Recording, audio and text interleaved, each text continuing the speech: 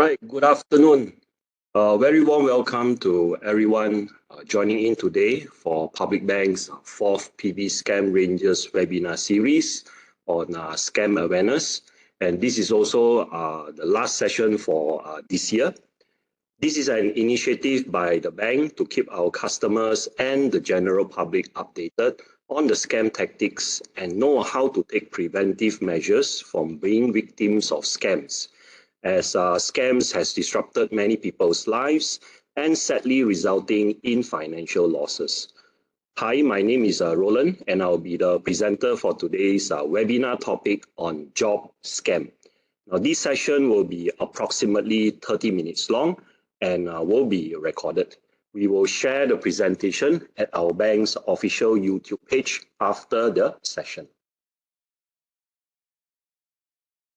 Now, a bit of statistics from the PDRM under the Commercial Crime Investigation Department. We see that the number of cases for 2025 and also the financial losses has actually doubled, despite much efforts from various agencies as well as banks, in creating awareness to the public. Now, I believe that everyone have to work doubly hard to chip in and do our part. At least try not to be scammed ourselves. If we deep dive into the various types of cases, we notice that the investment scheme, in this case, the amount of losses stands at about the highest at about 1.37 billion. And then followed by the scam on telecommunication. Of course, telecommunication scam ranks highest in terms of percentage of cases. Now, what is actually telecommunication scam? We can just roughly say that, the scams are wire phone, example, phishing, vishing, or even SMS, scams that is made through phones or telecommunications. Okay. Now, today's topic will be on job scam, and job scam falls under the e-finance fraud. And we will notice that even though it's actually kind of the third highest, but job scam in this case is one of the prevailing scam that is happening, because it's not only on financial losses, but the other effect of a job scam is that it may result in human trafficking as well. Now, I would like to show you a video before we deep dive into the topic on job scam. Retiree ignored warnings from the bank and police and lost 161,000 ringgit after being lured by an online scam. Chong expressed disappointment with Tan for being so gullible and falling for what was an outright scam. Public bank officer found out there's something wrong there. Public bank found out it's a scam. So public bank asked this Mr. Tan to see the officer, the scam in charge of a scam. So the officer also brought a police to tell Mr. Tan it's a scam, be careful. But today I must have the press conference. Why? Because I want to let the public to know, don't fall into this trap again. He also pointed out that the woman in the photos was likely an innocent victim whose identity was used without her knowledge. So all the picture here, all are victims. So why did the customer lose 160,000? A simple fact is that the customer refused to listen to the bank and also the police. Okay. We see this very commonly happening at our branch when customers comes over the counter, perform some transaction, and our bank officers actually manage to detect or know that it's kind of like a scam, and we will provide our advice to the customer. But most of the time, customer choose to ignore what we tell them. Possibly can be two reasons. Maybe the customer, has some form of greed in terms of they wanted to earn high returns or to earn some money, so they totally are into this believing in this scammers scheme. Or the second reason perhaps will be a lack of knowledge. Now, if you come across the same situation, what will you do? Okay, I think the simplest advice that we can provide to you today is that please, listen to the bank officer or even the police who comes. In this case, the police came to the branch itself to talk to the customer. Okay, so I mean, if let's say you choose not to believe us, the bank staff or the police, at least do our own research, before putting money or sending money to a third party. Hopefully, this will save you some hard-earned money by not being falling into the scammers scheme. Now, let's not be like the customer who didn't believe the bank staff, but sadly fallen victim to the scammer scheme. We believe that knowledge is very important, and this is our objective today, to recognize how scams work, spot the warning signs, and ways to avoid so that we can protect ourselves, family, and friends from becoming the next victim. Now, this will be our agenda today. We will look into what is a job scam, how does a job scam works, the common red flags, and some case study on the job scam, how to avoid being a victim. Next will be the enhanced security features that Public Bank has in our internet banking. And of course, lastly, what do you do if you have fallen victim to a scam? So let's look at our first item today. What is actually a job scam? Now, by definition, job scam basically refers to scammers luring victims in by posting lucrative job advertisements that requires little effort for quick and high financial reward. Okay. Now, the scammers will urge you to make upfront fees to complete an assigned task in order to receive a commission. Now, of course, the scammers will target people actively seeking employment or people looking for part-time jobs, so that they can have some form of additional source of income. Now, of course, in situations whereby when we apply for a job, of course, the situation here kind of like become awkward, why would they ask you to pay a certain fee in order to get the job? Okay, so this is something alarming, and it doesn't make sense. So be careful. Okay, so this is where the key point is: a job scam. Okay, a job application whereby you are being asked to make payment for a job that you are asking. So that is the key key point here when it comes to a job scam. Now, so how does it work? It all starts with this scammers advertising lucrative job offer at job sites or even social media. Now, the hiring process will be very quick, and there will be no interview or even documents required. Now, once you got the job, you are required to complete various tasks in order to receive some form of commission. Okay. Now, after performing these tasks or jobs, you are then required to make multiple upfront payments. For example, do some product purchase. All right, before you receive the so-called promised commission or so-called salary. Now, once you have transferred the money, the scammer will then become unreachable. So if you look at this, to summarize this, how does the job scam works? Two parts, right? First, there's always this advertisement. Now, so this advertisement will be, you will see in your usual social media posts, advertisements and all that. Of course, the scammer's target here is quite straightforward, because for you are looking for a job. If you are seeking employment, you will definitely be attracted that, okay, there is an opportunity, so why not try? And if you are hired and if you're given the job, of course, we would basically feel glad about it because you want a job and you get it. And that's where we get hooked up by the scammer, because once you got the job and they will tell you how easy it can be. You just do simple things like, click this review, do some purchase, and then click some likes and certain websites. Quite straightforward, simple task, and you will get the so-called promised commission. But of course, this is the first part. You got into the job, and then after that, the second part is that you make the payment. Now, of course, the payment here is that it's not a one-time payment. Kind of like, the more money you put in, somehow the commission becomes larger and becomes bigger. So this is how job scam works.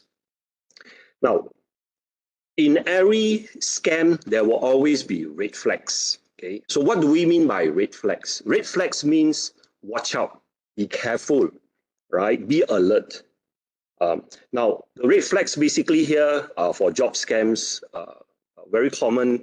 There are no interview, or interviews may be very brief, very short.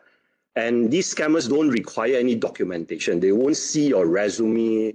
They don't see your certificates from your college or your school or your university. And most often you are hired quite immediately in this case. Now, the second thing is that it's a very high, unrealistically high salary. The second point here for it, the red flags. Okay, high salaries. What do you mean by high salaries? Perhaps if you are a fresh graduate salary maybe 3,000, 4,000 if you can find a good offer. In this case, scammers may offer you like 5,000, not doubling the salary of your but slightly more. For a fresh grad, 5,000, that is enticing enough for you to join and look at it, right? Unrealistically high salary. The third red flag here, attractive work benefits such as remote work, flexible hours, or even extra bonuses. I think most of us here will perhaps be attracted into extra bonuses. Okay, who doesn't want good money, isn't it? Now, of course, the last point here that I'd like to highlight, the very, very, or the biggest red flag that you need to take note of is the upfront payments. You are being urged or you're being pressured to make upfront payment, either to complete a task or a job. Now, these scammers will use a method whereby they will, the more you spend or the more you spend on certain thing, then you will receive more commission, right? So this is one of the method. Now, the upfront payment here can be like, for example, they will use this reason such as a working permit, right? If let's say we're talking about an overseas posting, or maybe they will say that, this is the payment is for some form of, license, okay, some form of ID that you need to pay first before, we proceed with the so-called job, right? So these are common red flags. Red flags, like I said, things to take note of, to be aware of, to pay attention to it, all right? Worthy of what you call more attention. Now, from here, red flags, let's look at how does these red flags appear in some of the cases that has been reported in the newspaper or in the news media. Okay, so let's look at our first case study. A housewife loses over 50,000 to an online job scam. Was approached through an Instagram ad and was asked to make payments for hotel bookings. Okay, so she pay first, and then in return she will receive about 4 to 10% returns at first. Now, of course, after a few transactions, this housewife make payment, and then she receive a commission. Of course, she's attracted to these returns, and then she make more bookings. And after a few transaction, commission stopped, and only then she realized it was a scam. And of course, by that time when the scammer pulls the plug, it's already too late. In this case, she had made 24 payments, losing a total of 50,000 ringgit. To many of us, 50,000 ringgit is not, it's a figure whereby it will take perhaps years to accumulate for some of us. Now, red flag. What is the red flag? She was asked to make upfront payment. All right, what is the upfront payment?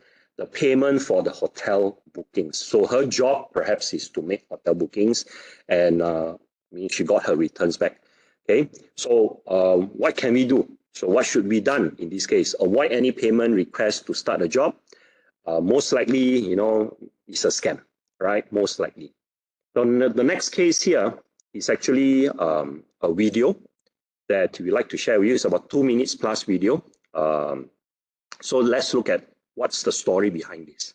So, after spending around 2,800 macam tu, mereka tidak lagi menghubungi saya. Penipuan permohonan kerja masih menjadi ancaman biasa kepada individu yang berhasrat untuk mencari pendapatan sampingan. Ketahui bagaimana penipuan ini dilakukan berdasarkan kejadian penipuan sebenar. Saya telah menjadi mangsa penipuan permohonan pekerjaan. Saya ada menekan satu job advertisement di Facebook dan scammer terus menghubungi saya melalui platform WhatsApp pada masa itu. Seperti apa yang diiklankan, ia adalah kerja sampingan dalam talian dengan komisen harian. Pada mulanya, saya diminta untuk like dan share 25 social media post untuk mendapatkan komisen sebanyak RM250. Jadi selepas komplit tugasan yang pertama, saya diminta untuk memberi ulasan produk on the company page for another RM400. Dan akhir sekali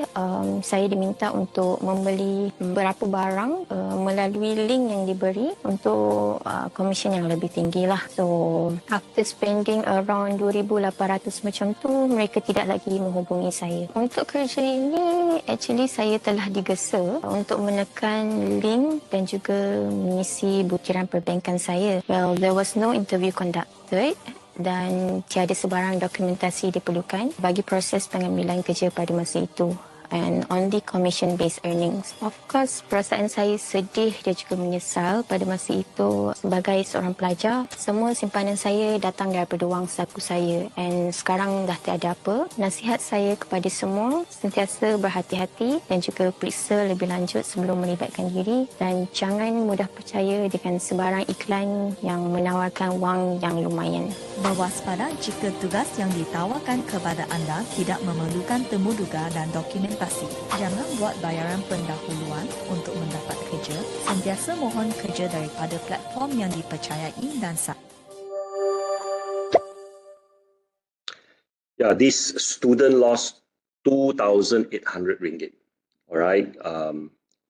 Comparatively small amount compared to the housewife of 50,000. But then again, money is money. Nobody likes to lose money in this way. Now, what is the red flag that we see from this video? She was urged to click a link, and she was rushed to click the link, fill in the details, and what details that the scammers are asking? The banking details, perhaps credit card numbers, for purchasing of items and all that. Now, we also saw in the video, no interview was conducted, and there was no documentation, during this recruitment process. So avoid all these jobs that requires you to make upfront payment, and then be careful on all these jobs that are offering us too good to be true kind of income. There's no easy money nowadays. Basically, we really have to work hard for it.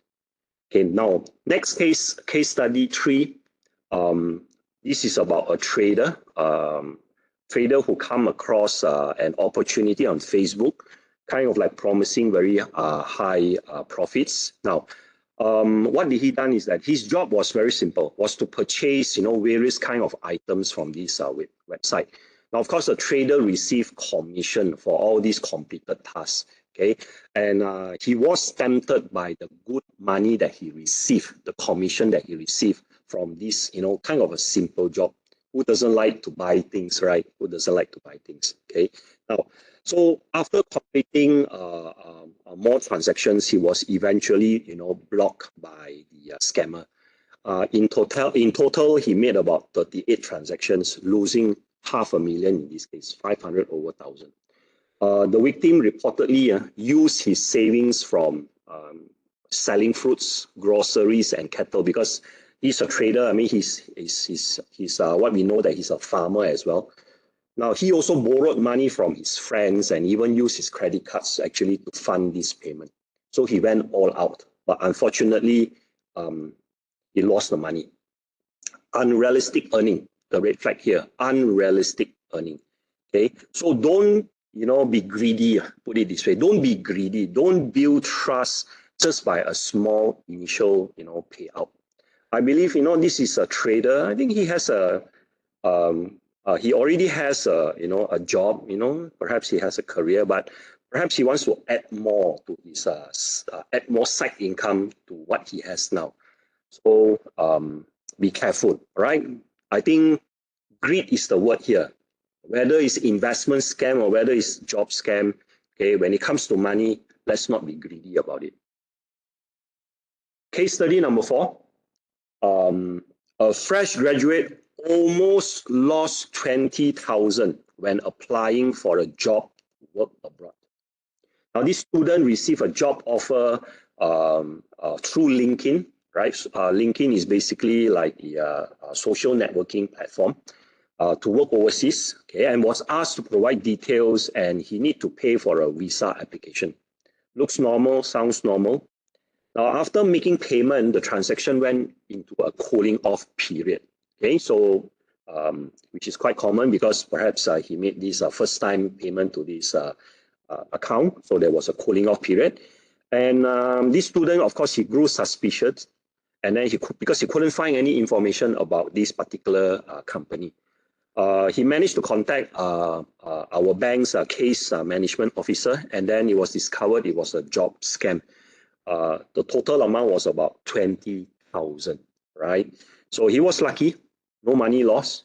But I think more luckier because we wouldn't know, right? We wouldn't know that if he managed to pay, and if this is really a work abroad, will he become a human trafficking victim? Okay, we hope not. All right, we hope not. So can see that it's not only financial losses when it comes to job scam. The worst part of it is being a human trafficking victim in this case. Okay, so learning point from this case study number 4. This student smart enough to do a search. He did try to find information about the company that he wanted, that was offering this offer. He couldn't find it, so he made the next move. He contacted the bank officer, right? So hopefully, luckily, the bank officer here, managed to provide some insight and managed to stop this. Now, case study number 5 is also a kind of good news share, because this particular retiree almost lost 30,000, almost, all right, didn't lose, almost. The retiree also contacted our bank's case management officer to release a cooling off transaction. And that transaction, what this retiree did was that he paid this money to upgrade to a so-called VVIP package in an online job offer. So she had received an initial payout and then wanted to do more by upgrading to a VVIP package. Maybe VVIP package, more commission is given. The officer identified this as a scam tactic and stopped the payment, saving her from 7 transactions, ladies and gentlemen. 7 transactions totaling 30,000. Retiree, 30,000. Big sum of money. Okay, so please be careful. Look at the red flags. Don't be greedy on the money that you receive, right? From a simple task, from a simple job, don't be greedy. Be careful. Even though there's money that comes in, right? So in any situation whereby if you're not sure about a fund transfer or money paid, do look out, do go to our branch, do check out with our branch officers. We might be able to give you some advice, and we will be able to perhaps identify maybe this transaction, whether it's a scam. Why? Is because branch officers, sometimes they do see a lot of these cases. You might be looking at one, but we at the bank would have been looking at hundreds and thousands of transactions, and sometimes we can identify, right, that or we can stop the transactions from going through. Now, how to avoid from being a victim, right? Today, everyone here, maybe you may not be, you might find yourself not looking for a job, but then we have friends, we have family members, we have children, we have relatives, okay, who might just graduate or might want to look for another, employment opportunity, right? So do share this, information with them, right? So how to avoid being a victim? Be cautious of opportunities that offer a guaranteed income or require you to make payments in exchange for work. Always research and verify that you're dealing with a genuine company or employer, okay? For some, like Public Bank, we have a website. You can always look us up. Some companies who has, maybe not a website, but some kind of profile in LinkedIn, maybe Facebook, Instagram. So they would have their profile, they will have their information published in more or less all these social media sites. Okay, do a research.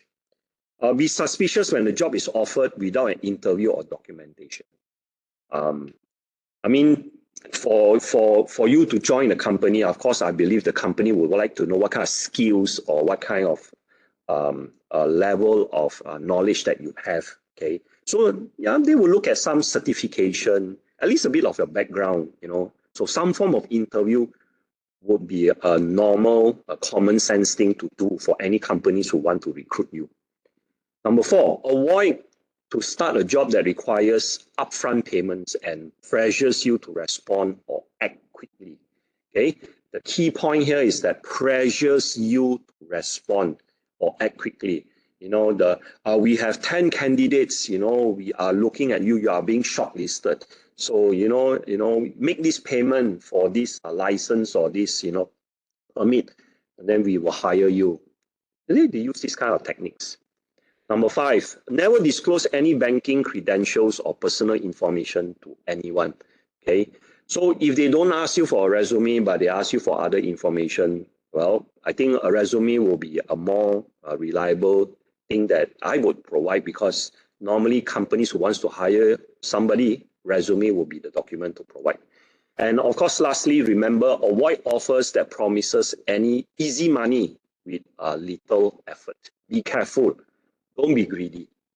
Now, in any situation, if you are being asked to transfer money, right, to an account, do use this platform called semapmu.rmp.gov.my. It's actually a website hosted by the PDRM, the Commercial Crime Investigation Department.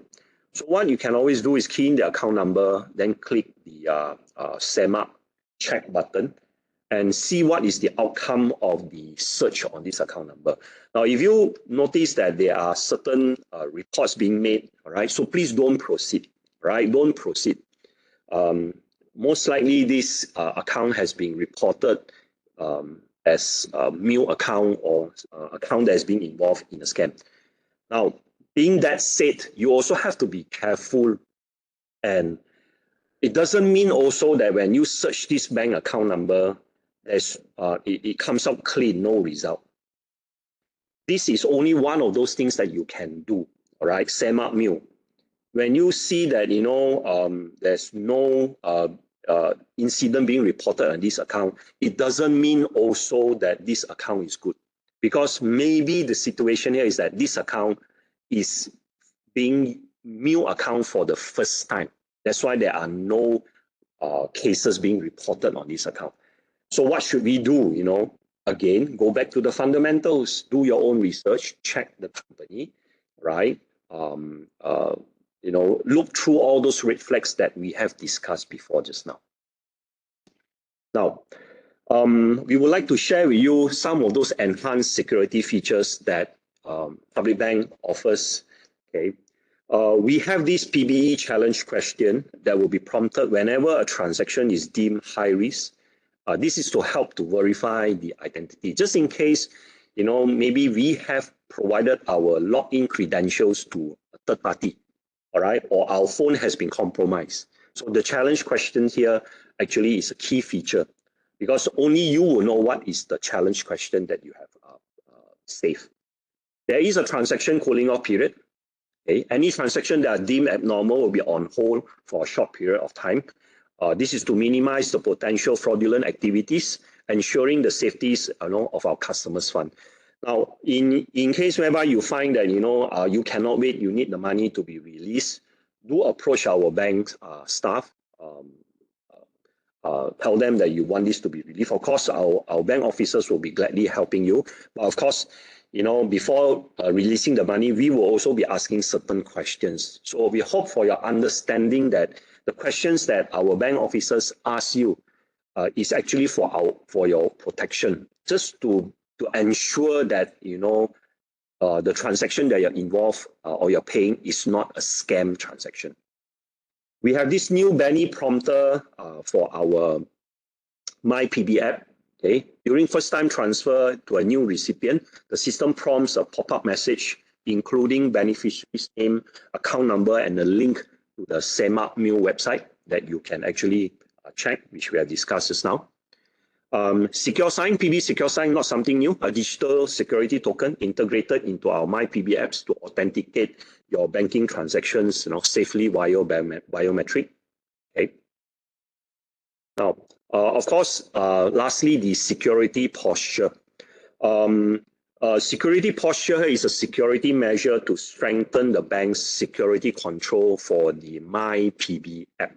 Okay, this pop-up message will be displayed to warn customers if the bank detects MyPB app downloaded from an unauthorized app store or any unexpected applications downloaded from any unofficial sources. So it will prompt you this message. Of course, you can choose to ignore this. If you find that all these apps that you have downloaded and you have verified it accordingly.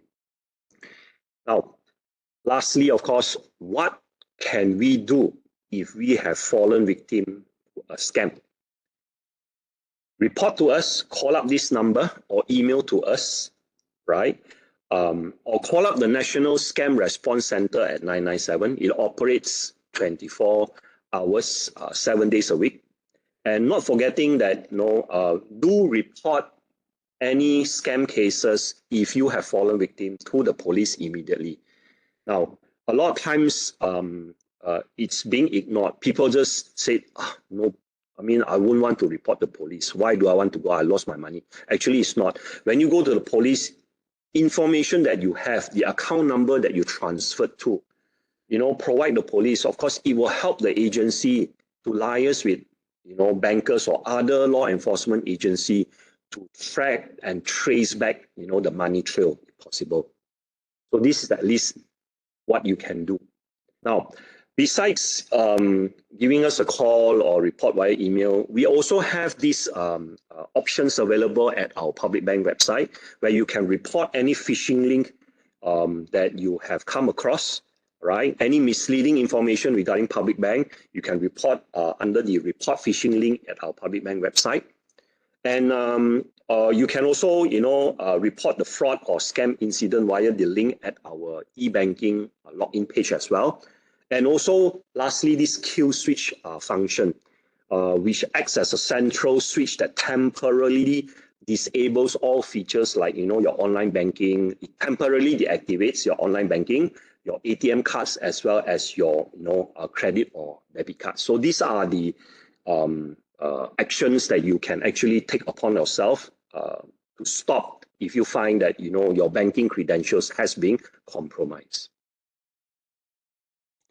So we hope today's session has actually given you information and knowledge on safeguarding ourselves against a scam. Together, Public Bank and you can actually do a part to stop and prevent scam. Thank you for joining in today, and do scan the QR code to share your feedback with us. Have a good day and a good weekend ahead. See you.